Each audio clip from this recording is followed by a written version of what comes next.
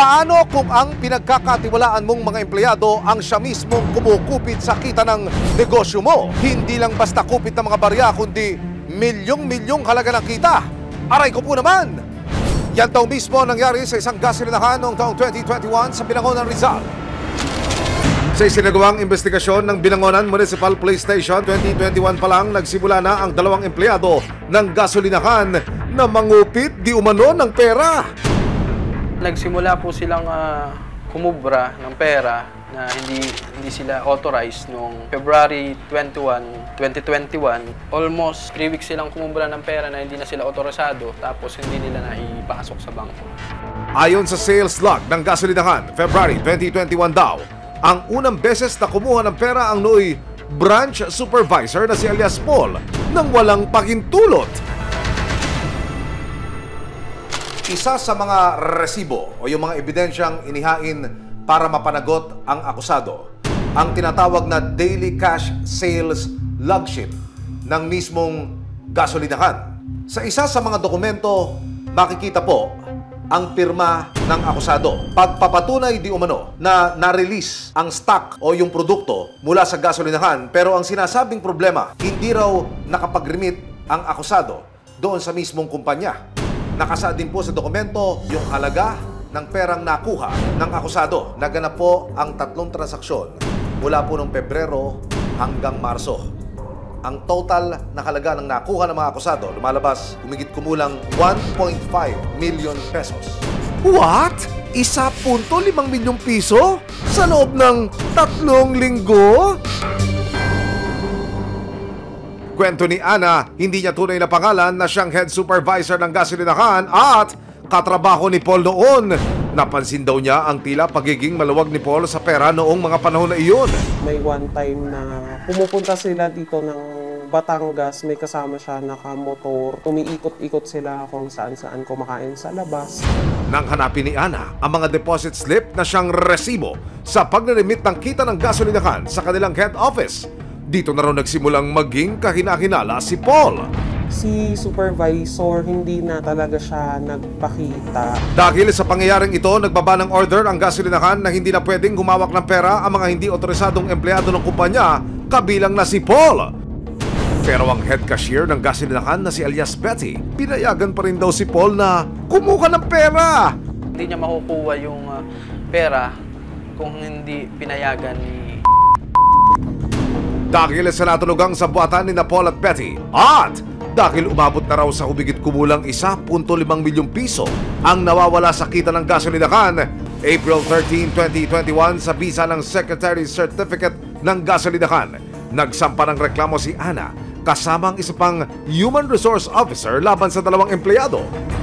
Kaya pumasok sa qualified theft yung kaso ng ating 2 suspect dahil sa grave abuse of confidence o tinatawag na pagsira nila sa confidence sa tiwala ng kanilang employer. Imbis na gawin nila yung kanilang trabaho ay nagawa pa nilang pagnakawan ang kanilang employer. Isang taon matapos ang pagsasampa ng kaso ni Ana, April 8, 2022, ibinaba na ang warrant of arrest para sa kaso ni Paul at Betty na qualified theft. Pero ang 2 suspect na tila nag-ala Bonnie and Clyde, hindi na raw makita. Hindi na sila pumapasok simula nung maimbestigahan ng gasoline station yung pagkawala ng kanilang pera. Actually, yung address na binigay o aming nakuha nung una ay dun sa Bulacan. Ngunit nung nag-conduct kami ng research, napag-alaman namin na yung ating pangalawang suspect ay nakatira dito sa bandang Rizal. Nung lumapag yung tropa doon, may nakuhang impormasyon na hindi pala siya ulit doon nakatira. June 1, 2024, nagkaroon na ng linaw tungkol sa lokasyon ng isa sa mga suspect. Kasama ang resibo, nagtungo ang CIDG DSOU sa Tanay, Rizal para arestuhin si Betty.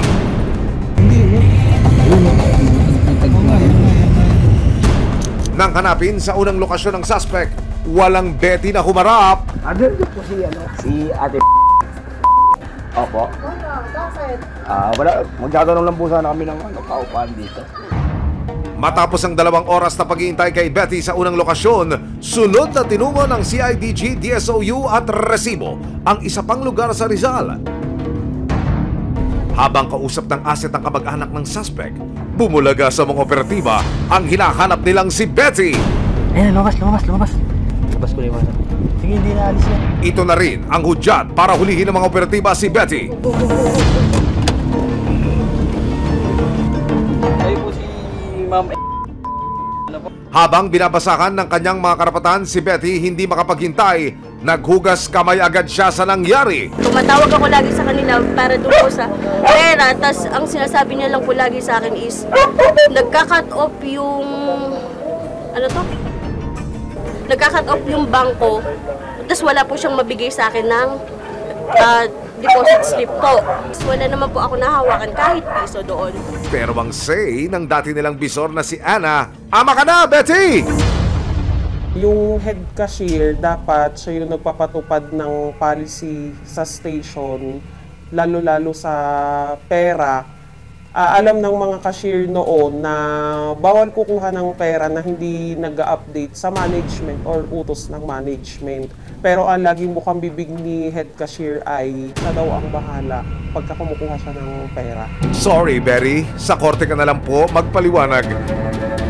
Napag-alaman ng resibo na January 5 nitong taon. Nahuli na ng ibang unit ng PNP ang partner in crime ni Betty na si Paul, pero nakapagpiyansa rin daw ito agad sa pag-asang makuha ang kanyang panig ukol sa mga paratang laban sa kanya. Nitong June 11, 2024, nagtungo ang resibo sa Pulilan, Bulacan. Pero ayon sa mga taga-barangay, hindi raw nila kilala ang suspect. Hindi ko talaga kilala, hindi namin kilala yung taong yan.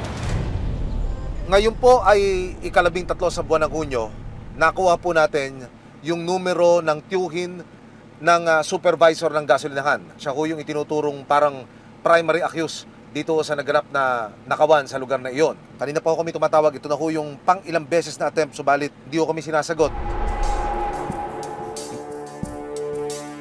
Bukod sa mga tawag, magpapadala rin po kami ng text message dito ho sa tiyuhin ng supervisor. Baka sakali ho sumagot, pero nag-attempt na rin ho kami itong mga nakalipas. Hindi ho kami nakakatanggap ng reply sa kanila. Naharap sina Paul at Betty sa kasong qualified theft o paglabag sa Article 310 ng Revised Penal Code of the Philippines. Nakapag-bail na yung ating suspect last week, pero it doesn't mean na lusot na sa kanyang kaso. Magtutuloy yung hearing dahil sa pagkakahuli sa kanya. Pansamantala ring nakalaya si Betty noong June 7, 2024 nang magbayad ng piyansa na mahigit 120,000 pesos.